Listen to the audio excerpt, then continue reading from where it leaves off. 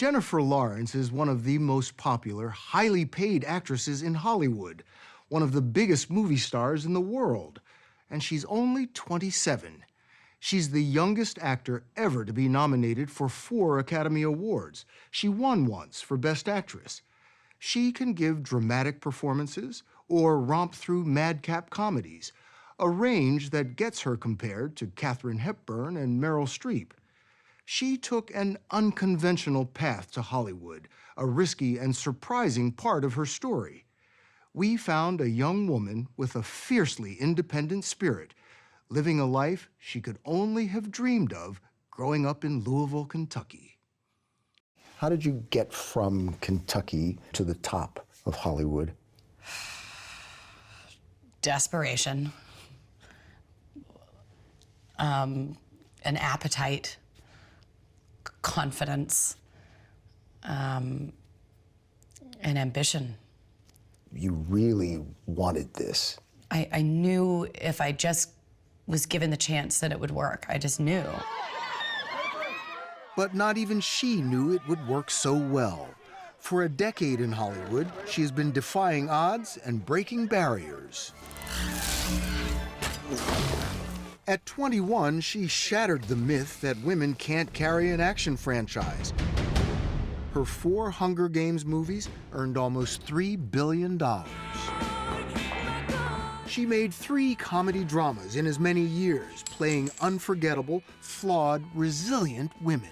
Hey! Whoa, hey! Tiffany, a young widow in Silver Linings Playbook. You are not a stand-up guy right now. If it's me reading the signs, You're reading the signs? Oh, okay. In American Hustle, she played Rosalind, a loony Long Island housewife. You fell in love. Don't you dare forget that part. We fell madly in love. And in Joy, she was a desperate mother turned entrepreneur.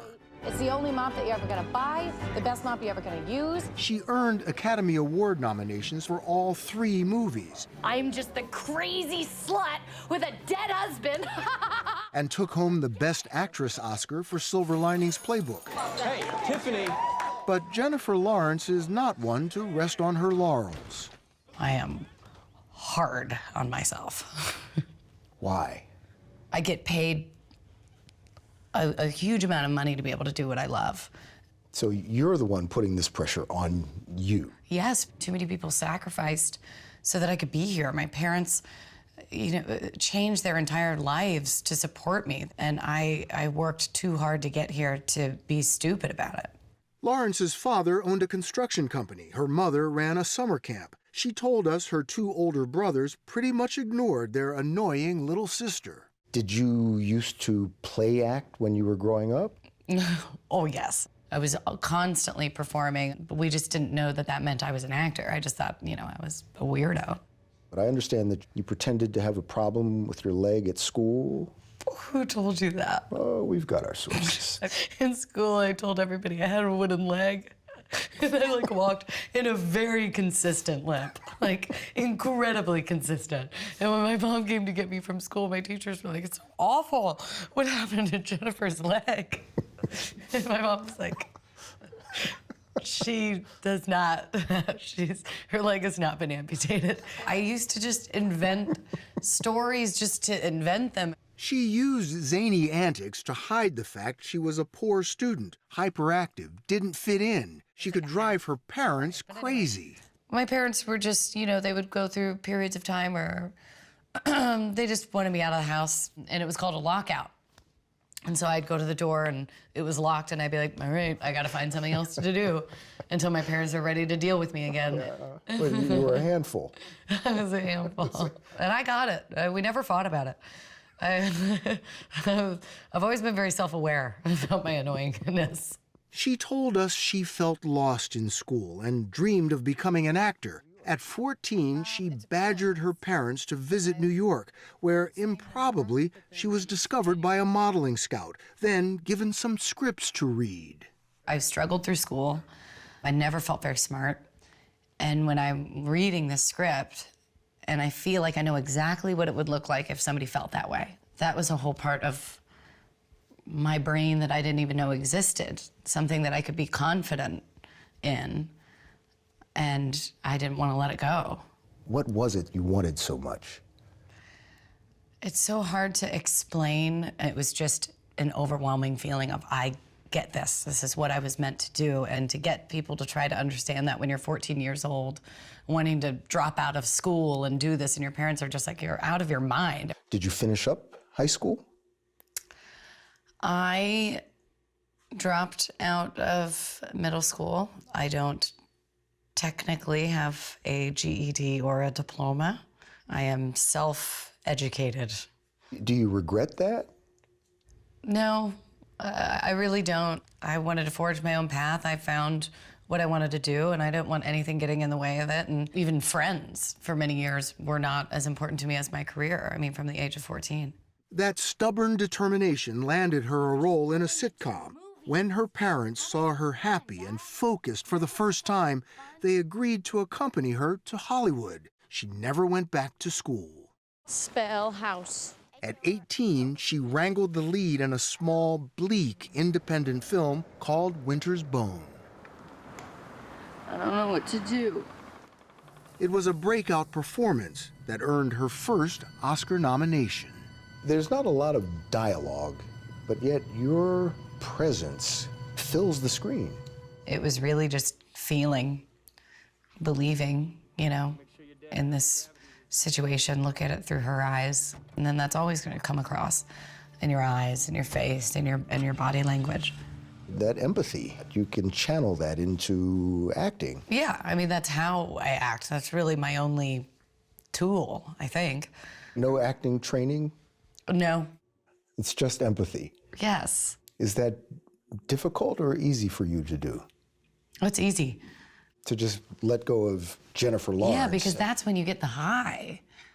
That's what I crave, that really getting lost into something, being almost possessed by another emotion. That's the adrenaline rush. That's the high that I can't live without. In her new movie, Red Sparrow, Lawrence stars as a Russian ballerina coerced into being a spy. It calls for nudity, something she thought she'd never do after she was traumatized when her most private pictures were hacked in 2014 and spread across the internet. Well, you told us you didn't like doing movies with a lot of sex in them, but Red Sparrow is all about sex. Why'd you change your mind? I read this script that I'm dying to do, and the one thing that's getting in my way is nudity. And I realized there's a difference between consent and not. And I showed up for the first day, and I did it, and I felt empowered. I feel like something that was taken from me, I got back and am using in my art. And that hacking incident, did it just vaporize? It didn't vaporize, but I did feel like I took the power out of having my body taken from me. I felt like I took it back, and I could almost own it again. Are you worried that audiences won't see it the way you see it? I was, but it doesn't matter. It's my body, and it's my art, and it's my choice. And if you don't like boobs, you should not go see Red Sparrow. After making 2 movies a year since the age of 20, Lawrence is taking some time off. Aha! My whole silver! She wanted to go fishing, something she's always found relaxing, so we found a trout lake in Anaheim. Here, away from paparazzi and the pressures of celebrity, we found her playful and fully aware she's a 27-year-old in a high-wire act with the whole world watching. It's problematic for you to go out into the public? I just have to, like, prepare a little bit. It's always the one day that you look like crap, that a paparazzi just jumps out from behind a car and you're like, oh, it looked so cute yesterday. Does the fame sort of lock you in? It does, but like my favorite activity is sitting by the fire, drinking wine with my girlfriends. That's why you're coming. Girls' night with Bill. It's a girly night. This is good. She invited us over to meet her three closest friends, Laura, Justine, and Lauren. They've known her since long before she became a movie star, and she says they keep her sane. So you're like her rock? Her foundation? We are her security guards. Yeah, I was going to say. Main security. We're much more security. Yeah, emotional security guards. Yeah. They tease her. No, she cannot dance. I told her the other day, I'm like, you know, your classic dance moves. She got so mad at me. She said, I don't do that. I don't dance And then like she that. goes, wait a second. This feels like home. When Jennifer left the room, her friends conspired. Ooh, should I bring him the self-portrait? No, she's gonna flip out. It was a masterpiece she'd painted at 16, a self-portrait. Oh my God! No!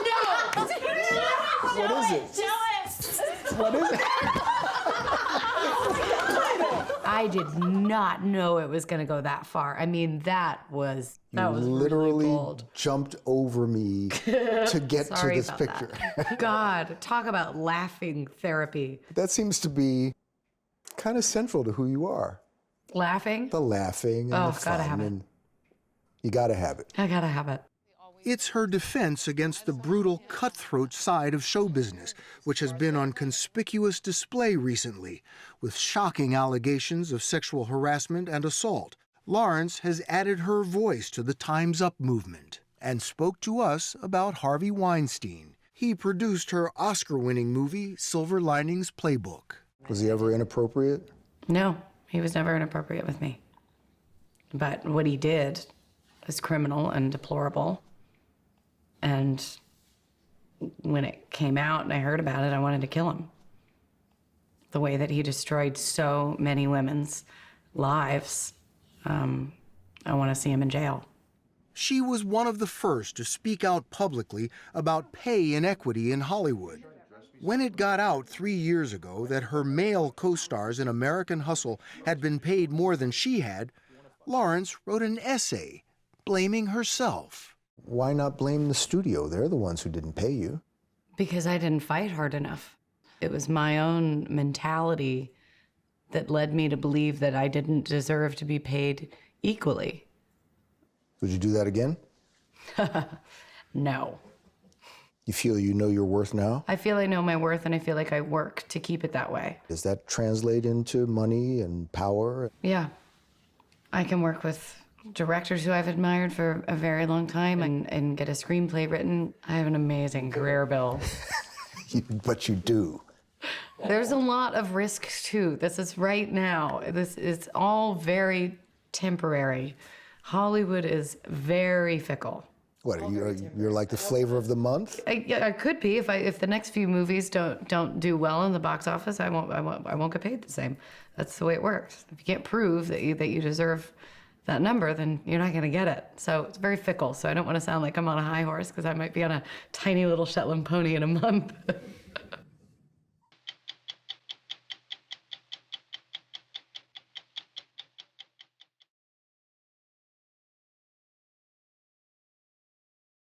In Britain, they honor their distinguished actors with royal titles.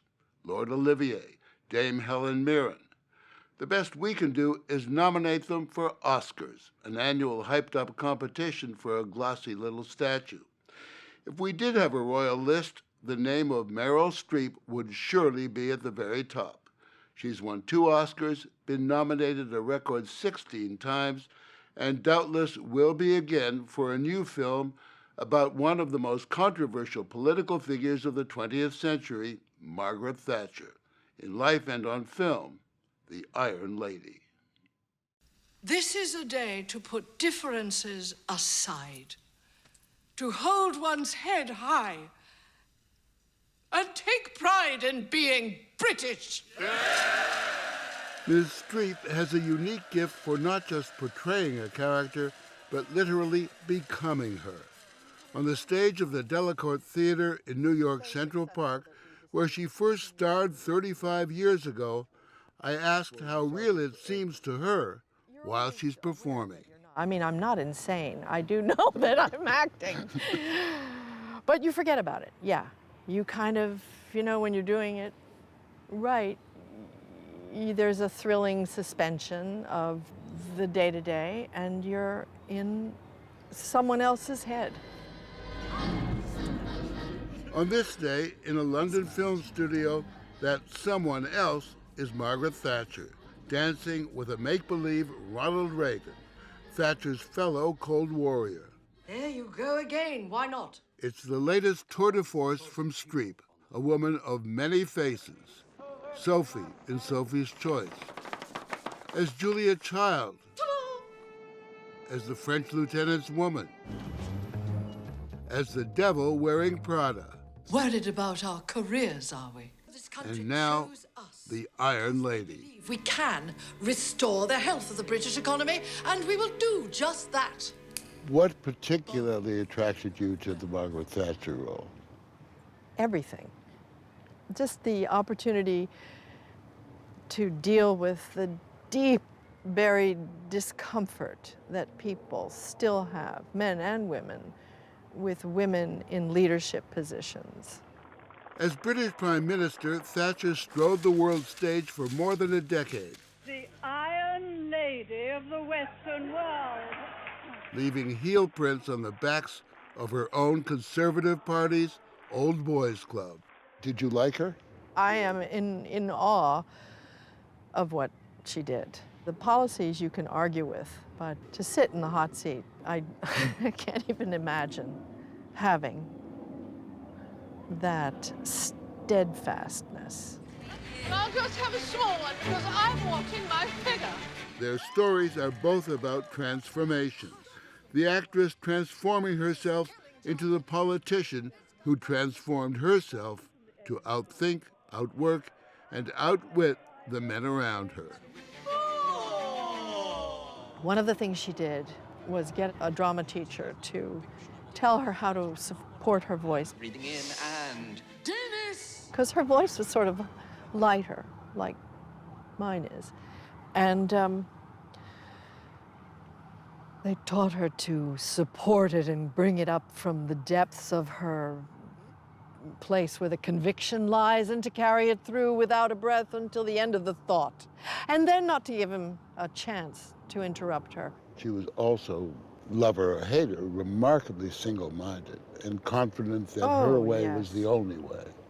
Yes. I have a lot of that. So it was typecasting, was it? A little bit.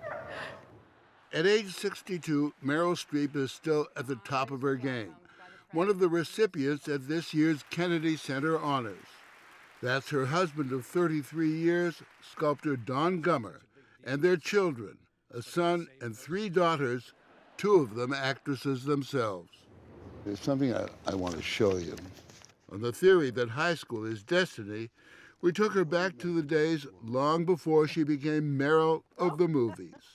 Oh, this is my high school yearbook picture. Back then in Bernardsville, New Jersey, she was just plain Mary Louise Streep. Well, not so plain. Pretty, blonde, vivacious cheerleader, our homecoming queen, where the boys are. Where the boys are, Yeah. indeed. Oh, God. Bernardian art editor, that's what I was. And the morning announcer, Diane Sawyer, eat your heart out. Home movies made it clear. The camera loved her from an early age. But the homecoming queen didn't care much for the movies of the day. She was fascinated by the classics.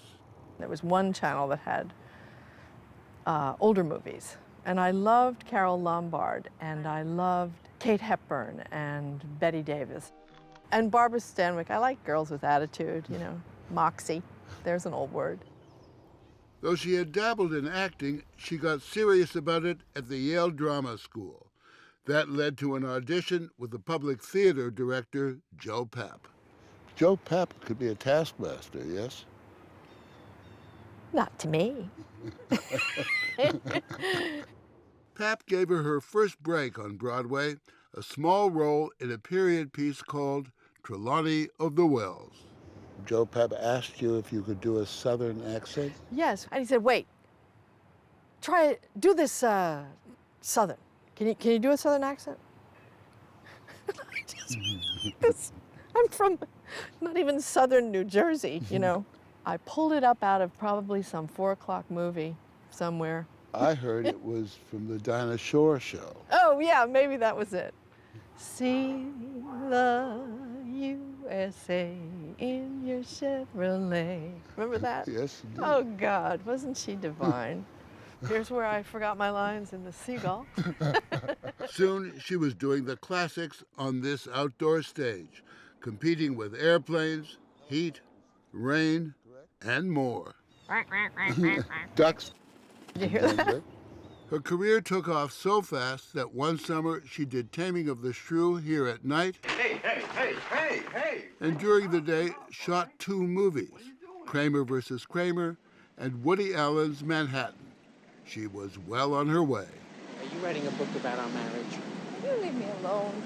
Her range was astonishing. One year, a Texan, Karen Silkwood. Let's not fight. The next, Danish in out of Africa. Rohit has asked me for a divorce. He's found someone that he wants to marry. She wore spandex for Mamma Mia, a nun's habit for Doubt, Amen. You're clay. and a beard playing a rabbi in Angels in America.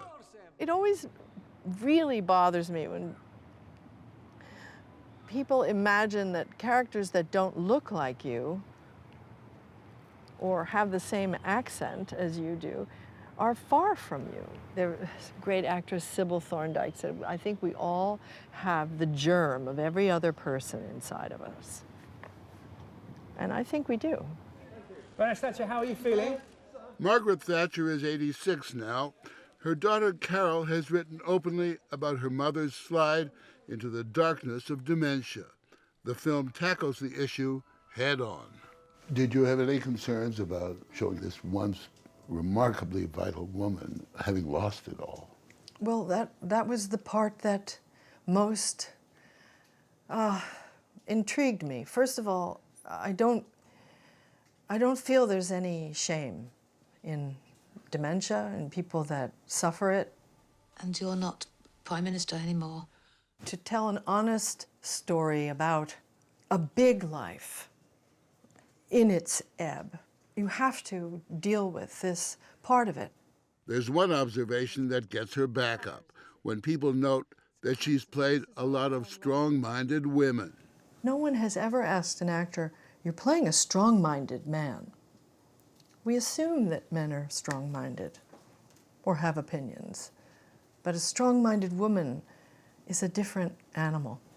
She's the public face of a movement to build a National Women's History Museum in Washington. Margaret Thatcher said, if you want something spoken about, ask a man. If you want it done, ask a woman. The museum near the National Mall would showcase little-known stories about women in America.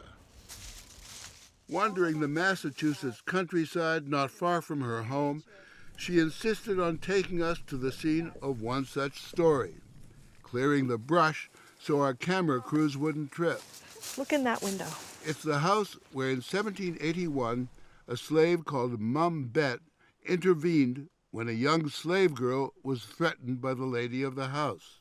And she took a red-hot fireplace shovel and tried to strike the child, and Mum Bet saved the little girl and burned her arm all the way up the arm, and that was the last straw she... Mum Bet sued in court and gained her freedom, taking the new name Elizabeth Freeman. The case led to the abolition of slavery in the state. By 1790, the census recorded no enslaved people in Massachusetts. Mm-hmm. As for women in Hollywood, Streep is an exception to the rule that most leading ladies have a short shelf life. 4 of her most recent films have been directed by women. But one thing that drives her crazy is the snail's pace of movie making, shooting the same scene time and time again.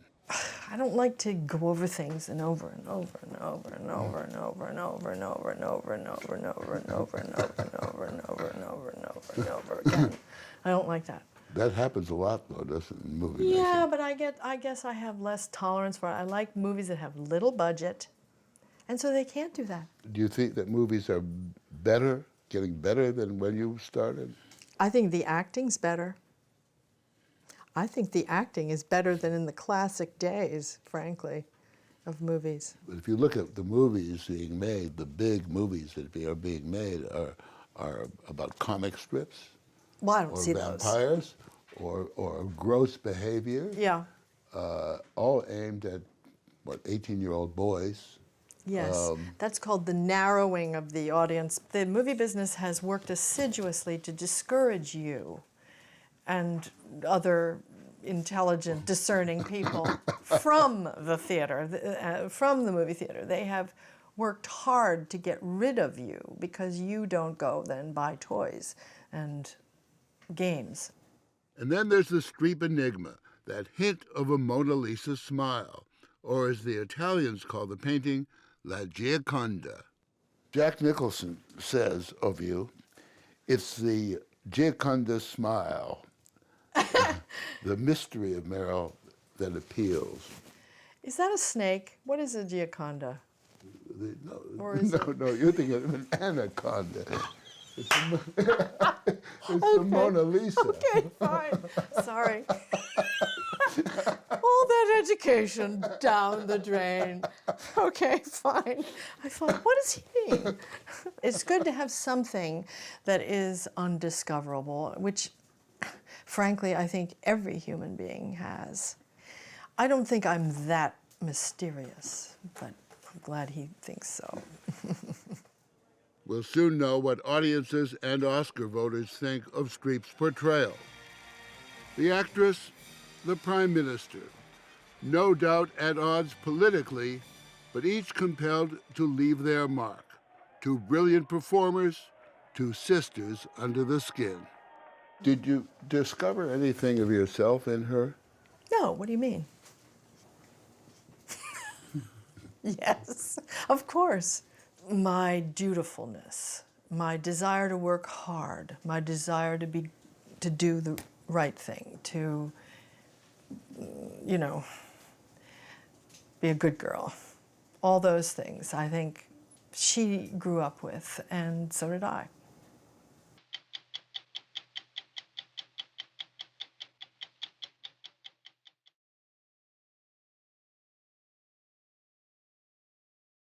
Every once in a while, you draw the short straw here at 60 Minutes. This time, we were told to spend a few days with a woman who is often called the most beautiful woman in the world, Angelina Jolie.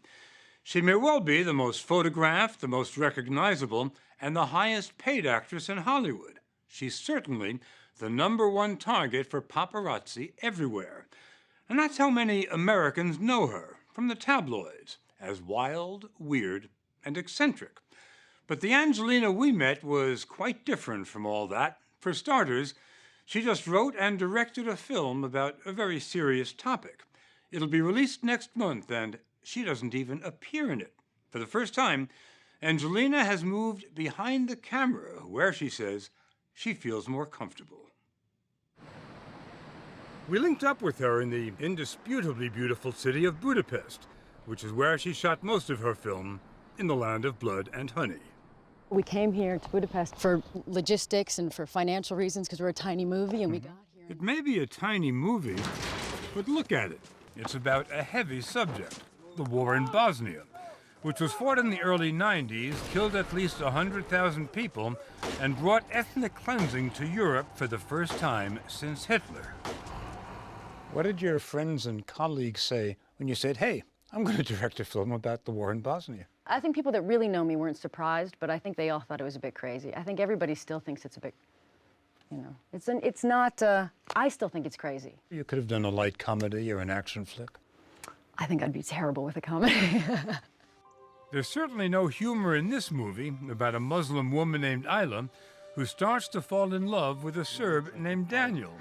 After the war breaks out, Bosnians are rounded up and locked up by the Serbs, and Daniel, a Serb captain, becomes Ayla's jailer. This is a gorgeous building. It is a gorgeous building. You made horrible things happen inside here. And beautiful things, but yes. Angelina shot the jail scenes in this Budapest museum, and she relied heavily on her actors. They all come from the former Yugoslavia.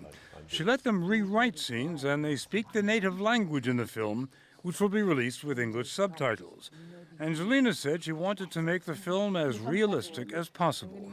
We all spoke about every speech, every scene, and made sure that it was right and true. So everybody helped to educate me, and we all adjusted the script together. Can you see? While we were there, Angelina gave the cast a sneak preview of the film's trailer. Wow. And they thought it reflected the reality of their war. Goran Kostic and Zana Marjanovic play the two lovers. People I know and my friends and their families never thought in their life that everything they had could be taken away from them. It goes to the core of who I am and what I am and what we are, I suppose. It's very personal. Others might find the plot implausible. An affair between a Muslim prisoner and the Serb commandant of the prison where women are getting raped every day. Some Bosnian women who'd been through that found the film objectionable. The Bosnian government temporarily withdrew Angelina's permit to shoot there. You walked into a minefield, and when you were writing the script, did you realize that every step you took, there was a mine in your way? I didn't know it was going to be as sensitive. Everything was something to be very careful about and sensitive. But Angelina says, remember, it's a movie, a love story, not a documentary. There's a lot of heart. There's also a lot of brutality. There's a lot of it. A lot more than there ever was in a film that you acted in. Yeah, true. Am I making you nervous? She has acted in more than 30 films, and her first ones, like Gia, about a drug-addicted fashion model, felt edgy and real. Angelina, whose actor parents broke up before she was one, experimented with drugs and a few other things early in her life. She says she used those experiences to get into her roles. It's good to be home. She won an Oscar for her chilling portrait of a schizophrenic in Girl Interrupted. Later, she switched gears as Lara Croft, a character from a video game in Tomb Raider. Dodging bullets. And played a spy, Mrs. Smith, to Brad Pitt's Mr. Smith. You were once asked if you wanted to play a Bond girl, and you said, nope, you wanted to play Bond. Well, you didn't play Bond, but you played a Bond-like character in Salt. Is that one of your ambitions, to punch through these gender stereotypes? It's not something I intentionally did, but when it comes my way, and I'm aware of it, it was really fun to do, especially because I just had kids. I just had my twins, and I'd been in a nightgown for about 7 months, and I felt like getting up and punching something. Her favorite movie was not an action flick, but a tragedy based on a true story. In A Mighty Heart, Angelina plays Marianne Pearl, the widow of Daniel Pearl, the Wall Street Journal reporter who was beheaded by terrorists in Pakistan. No! No! That was a moment I'll never forget. That was the hardest thing, yeah. As an actress, that was the hardest thing. Many of her films earned her more money than praise. Critics have often been tough, but some directors rave about her. Clint Eastwood said she's a great talent hampered only by the fact that she has, quote, the most gorgeous face on the planet. That face has sold a lot of handbags and magazines, but early on, Angelina Jolie flirted with a very different career. You wanted to be a funeral director. Mm-hmm. I did. And you even took courses to prepare yourself. Mm-hmm. It sounds like this very strange, eccentric, dark thing to do, but in fact, I lost my grandfather, and I was very upset with his funeral. And so we discussed that maybe there are ways where this whole idea of how somebody passes and how a family deals with this passing and what death is should be addressed in a different way. If this acting thing didn't work out, that was going to be my backup. She can joke about it now, but there were other times, scary and dangerous times, that she told us were not funny at all. I went through heavy, darker times, and I survived them. I didn't die young, so I'm very lucky. There are other artists and people that didn't survive certain things. Talk about heavy, darker times. What are you referring to? I was hoping you'd miss that. Nothing I want to go into a lot of detail about, but I think people can imagine that I did the most dangerous and I did the worst, and for many reasons, I shouldn't be here. That's a very provocative phrase, for many reasons. Well, sir, you shouldn't be just think that those too many times where you came close to too many dangerous things, too many chances taken, too far. Her odd behavior was out there for everyone to see. The intimate way she kissed her brother in public, the vials of blood she and her second husband, Billy Bob Thornton, wore around their necks. Angelina acknowledges she's taken quite a walk on the wild side, but says she's moved on. I'm Angie. In recent years, she has been traveling the world as a goodwill ambassador for the UN. She's visited more than 20 countries, primarily to work with refugees. You used to be a pretty bad girl. Now you are a UN ambassador. You are a member of the Council on Foreign Relations. You're a humanitarian activist. Do you ever miss being a bad girl? I'm still a bad girl. Yeah? You know, I still have that side of me that it's in its place now. It belongs, belongs to Brad, or it belongs to our adventures. Angelina and Brad Pitt have had 3 children together. She also adopted 3 from 3 different countries: Cambodia, Ethiopia, and Vietnam. The tabloids have the couple splitting up one week, getting married the next. Angelina told us they have no plans to get married. The vast majority of Americans know you because you're on the cover of magazines every week, and every time they go to a supermarket, they see you. What are they missing? Me. I don't see those things, and I don't know what they are, but I assume they're, Sure you I do. assume You know they're what not they me. are. They're not who I am. They're not what I spend my day caring about. I find them quite shallow and often very wrong when I do hear about what they are. But they make it impossible for her to do anything in public. Even in Budapest, we could only lunch with her in the private room of a restaurant. When you're Angelina Jolie, though, there's no such thing as private. Take her tortured relationship with her father, the actor Jon Voight. He actually went on television and said his daughter had serious mental problems. That even shocked Hollywood. For years, Angelina refused to talk to her father. After her mother died, she started seeing him again. But she gives her mother, Marceline Bertrand, all the credit for where she is today. Your mother's a beautiful woman. Yeah, she is. You're pretty chubby, kid, yeah? I was all cheeks, yeah. Big lips. Big lips. Angelina also says it was her mom who taught her how to raise her own kids. At the house Angelina's renting in Budapest, we weren't allowed to film her children, unless you call Jacques one of her kids. He seemed to love the camera almost as much as the camera loves Angelina. He likes you. You're here because Brad is shooting a film here.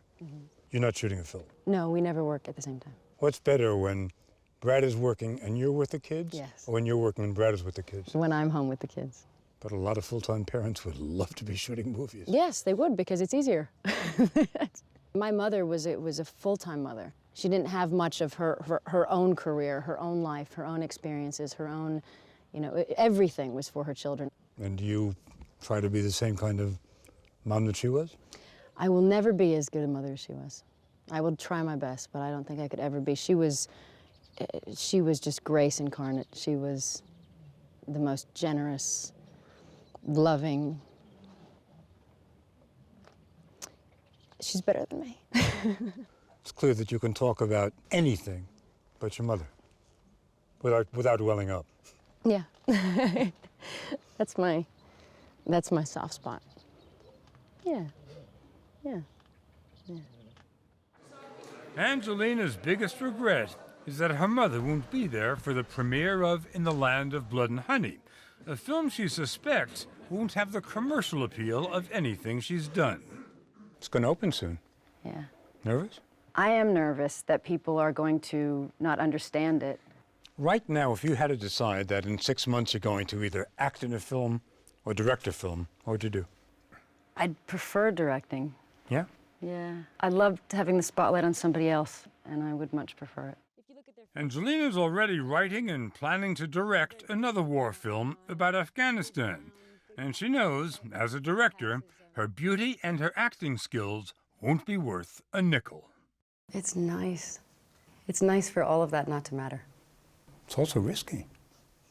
Is it? I mean, I think what's risky is living your life and never trying for anything and never doing something brave and never getting yourself scared. And Are you scared? in a good way.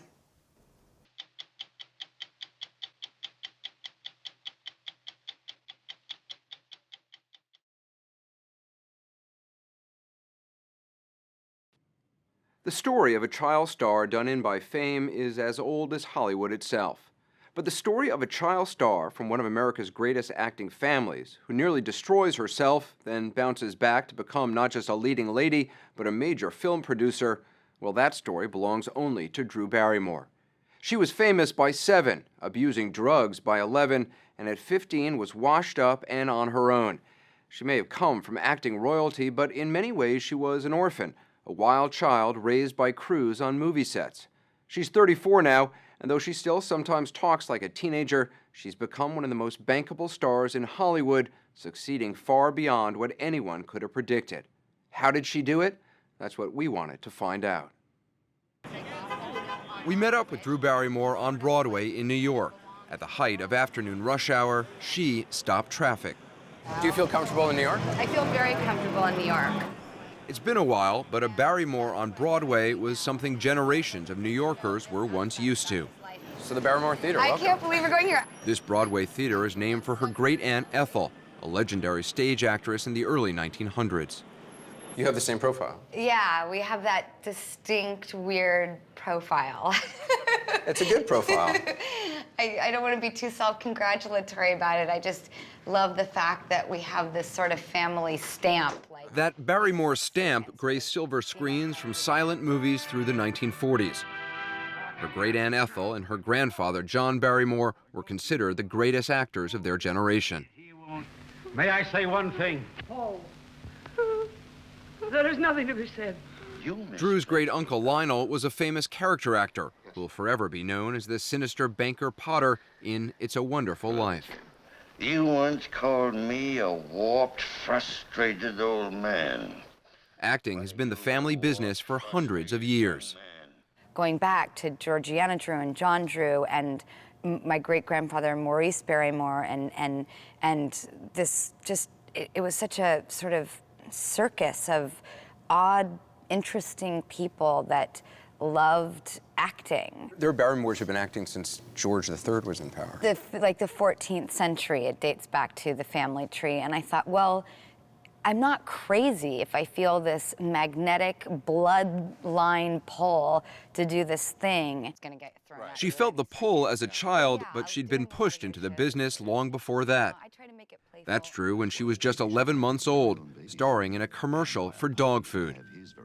Her big break, however, came at the age of 6 in the blockbuster hit E.T.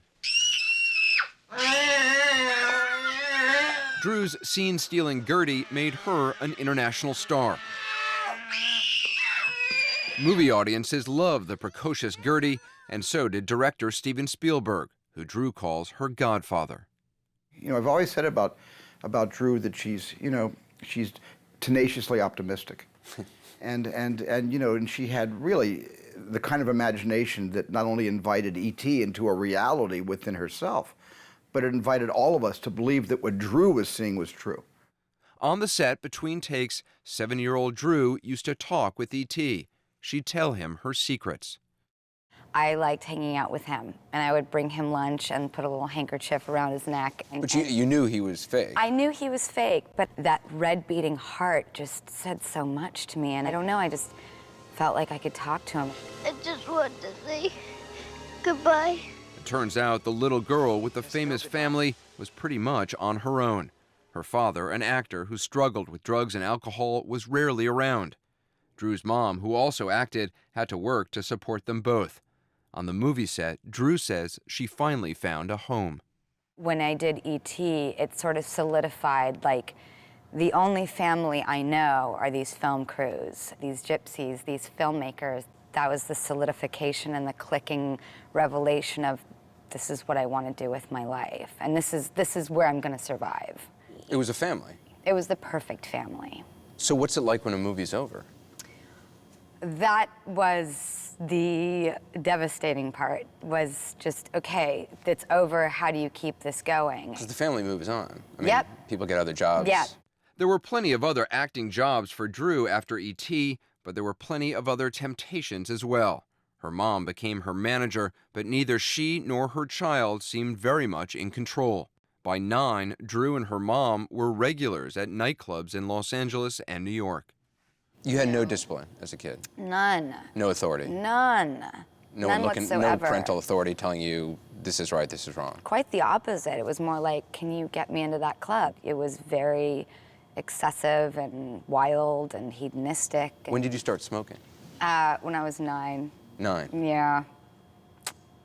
Not something I'm proud of at all. When did you take your first drink? Somewhere around that same time. I thought the two went really nicely together. And how about marijuana? 11. Who gave you a joint at age 11? My friend's mom, actually, just to make it sound even crazier. Yeah, it was just, I was raised around, you know, hippies. Cocaine? 12. A 12-year-old doing cocaine, I mean... I know, it's nuts. Some people don't survive, though, that experience phase. Yeah, I mean, I also don't think that it has to be so heavy, you know? It's like, oh, it was just so tragic. No, it wasn't. It was like, it was an extraordinary experience. I went through it, and I learned a lot. And did I learn it in front of everyone, which was righteously embarrassing? Sure. But you know what? It made me stronger. It may have made her stronger, but at the time, it wasn't clear she'd get through it. At the age of 13, she was forced into rehab and ended up in treatment on and off for more than a year. When you were in rehab, your dad called you. But he was calling to ask you for money. Great dad. Yeah, he would ask me for money on birthdays and, you know, in inappropriate times. And then I just wrote him off like, you're not a father. I just learned you cannot emotionally invest in people who are not attainable. She'd also learned that she could legally separate herself from her parents. She discovered that from, of all places, a movie she starred in. It was called Irreconcilable Differences. The reason I went to a lawyer to divorce my parents is because I can't take living with either one of them anymore. At 15, out of rehab, Drew Barrymore petitioned the state of California to emancipate herself, arguing she'd be better off without her mother and father. The court agreed, and she was on her own. I did what I had to do to get there, which was play by the rules and refigure out my life and disconnect myself from the people I knew and the lifestyle I knew and, you know, prove that I was a responsible citizen with a good head on my shoulders. And I did, and therefore I was rewarded by being emancipated. You get your own apartment. Yeah. Signed your own lease. Yes. You got a job. Yes. What kind of a job? I worked at a coffee house called The Living Room, and my boss just hated me. He was just like, please, at one point he was like, go live your dreams and get out of my shop. Her agents told her she was overweight and unemployable, but she missed acting and missed the impromptu families that film sets create. I missed my tribe, and I was really alone out there, and so I just started going on auditions again. It took her years of TV movies and small roles in low-budget films, but Drew Barrymore won Hollywood and audiences back. Her quirky sense of humor and girl-next-door appeal have made her a leading lady in a number of hugely successful romantic comedies. People seem to root for her, no matter what the film is, no matter what role she's in or what she's doing. Well, you know, it's very easy to root for the little girl in E.T. And that little girl has grown up, but she's still the same character that she was in E.T. You know, she just has a kind of, she casts a spell. Unlike many Hollywood leading ladies, she's remarkably approachable on screen and off. She never seems afraid to reveal too much, even if she sometimes goes too far. About that eye-popping late-night appearance in 1995, she says she has no regrets. I felt like Pan. I was like, da-da-da, you know, in the forest, thinking that life was some hippie nudist colony, you know, get on David Letterman's desk and just be free and have fun, and that's just who I was. That is still part of who she is, but in Hollywood, she's increasingly taken seriously as an actor and a producer. This year, she was nominated for an Emmy, playing eccentric socialite Edie Beale, a woman made famous by the 1975 documentary Grey Gardens. This is the real Edie Beale. It's very difficult to keep the line between the past and the present. Do you know what I mean? It's awfully difficult. And this is Drew Barrymore's portrayal. It's very difficult to keep the line between the past and the present. Awfully difficult. As a producer, Drew has made movies that have grossed more than $900 million. The walls of her Hollywood office are covered with photos and movie stills she uses for inspiration. They just constantly remind me of what it is I'm trying to do. Her latest focus is directing. Right where you are. Stop there. Stop there. Perfect. Her directorial debut is a film called Whip It, an unusual coming-of-age story set in the world of Texas roller derby. The little girl who grew up on movie sets is now in charge of them. You've created your own family. Absolutely. And everybody gets the chance to do that. It's her friends who are now her family. Many of them work with Drew on all her films. She currently isn't speaking with her own mother and hasn't for a long time. She reconciled with her father shortly before he died in 2004. There are a lot of us little gypsies out there that need to go and find another place, you know, a safer, healthier, or just a different venue in order to develop and find ourselves. I am so lucky to live the life that I do.